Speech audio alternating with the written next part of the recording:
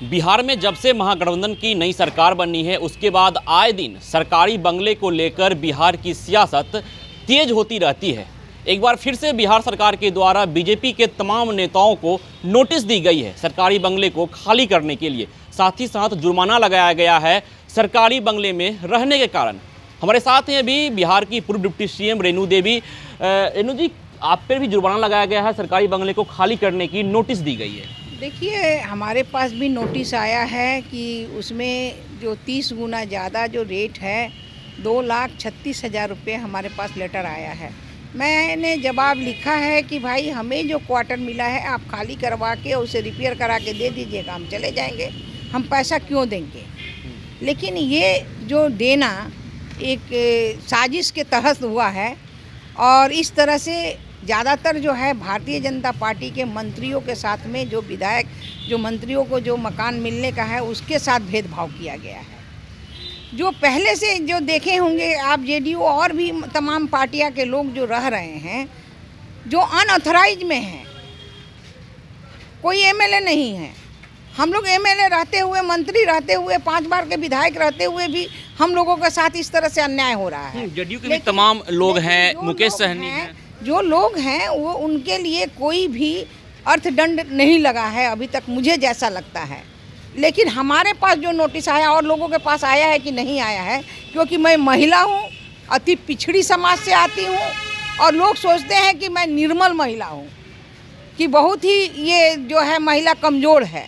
तो मैं कहना चाहती हूँ कि अरे कमज़ोर क्या होगा, महिला तो सृष्टिकर्ता ही है, लेकिन किसी को ज़बरदस्ती करना ये नहीं है। महिला को भी विवेक है कि जो हम रहते हुए भी दशहरे में हुआ, हम दशहरे में ही नीचे घर खाली किए, हम ऊपर में रह रहे हैं। हम कहे थे, हमेशा हम बोले हैं कि जिस दिन घर खाली होगा, रिपेयर हो जाएगा, हम चले जाएंगे। और आज आप लोग अगर आए हैं, हम इतने दिनों से बोले नहीं थे, लेकिन जब आप आए हैं और देखे हैं जो स्थिति घर का, तो उसमें कितने दिन लगेंगे ये आप ही बताएंगे। और हमारे यहाँ तो 10 दिनों से काम चल रहा है, मैं तो कभी काम किसी का रोकी नहीं हूँ, लेकिन यहाँ तो काम भी नहीं करने दिया गया, आज से काम शुरू हुआ है। तो क्या आप सवाल उठाएंगी जो कि वीआईपी सुप्रीमो मुकेश सहनी है, उनके आवास को भी नहीं खाली कराया गया। जदयू के कई नेता हैं जो किसी पद पे नहीं है लेकिन उनका सरकारी आवास अभी तक है, तो क्या आप आवाज़ उठाएंगे इसके लेकर? देखिए, निश्चित रूप से आवाज़ सबके लिए बराबर होनी चाहिए।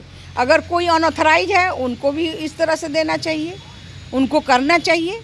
और हम लोग 5 बार से विधायक हैं, तो हमारी स्थिति क्या है वो आप तो अभी आज देखे ही होंगे कि हम किस स्थिति में घर अभी आके हम बैठ के करा रहे हैं सफाई।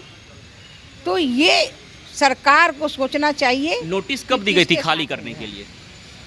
अरे नोटिस नहीं, वो तो अलॉट हुआ पहले। एक ऑफ पोलो रोड, जो एक महिला को वहाँ रहने का कोई ये नहीं था, क्योंकि मैं अकेले रहती हूँ, मेरी बहू अकेले रहती है, 2 बच्चे रहते हैं, मैं हमेशा बाहर रहती हूँ, उस लायक नहीं था।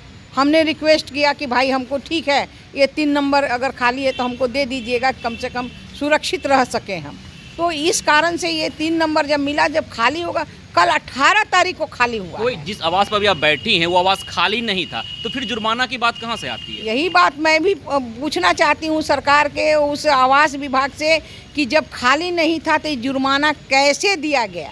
ये साजिश तो नहीं है? साजिश के तहत हुआ तो मैं मानहानि भी करने के लिए तैयार हूँ, क्योंकि जब हमको मकान नहीं मिलेगा तो हम कहाँ जाएंगे? हम टेंट लगा के तो नहीं रहेंगे महिला होके।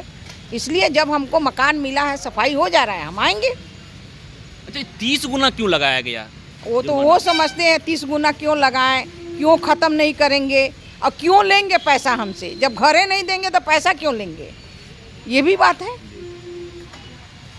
तो देखिए, रेणु देवी बिहार की पूर्व डिप्टी सीएम है और इन पर 2,36,000 से भी अधिक का जुर्माना लगाया गया है। इनका कहना है कि कल जो जिस आवास पे अभी मैं बैठ के इनसे बातें कर रहा हूँ, ये आवास कल खाली करवाया गया है, यही आवास इनको अलॉट किया गया है। तो जब आवास कल खाली करवाया गया है तो फिर जुर्माना की बात कहाँ से आती है?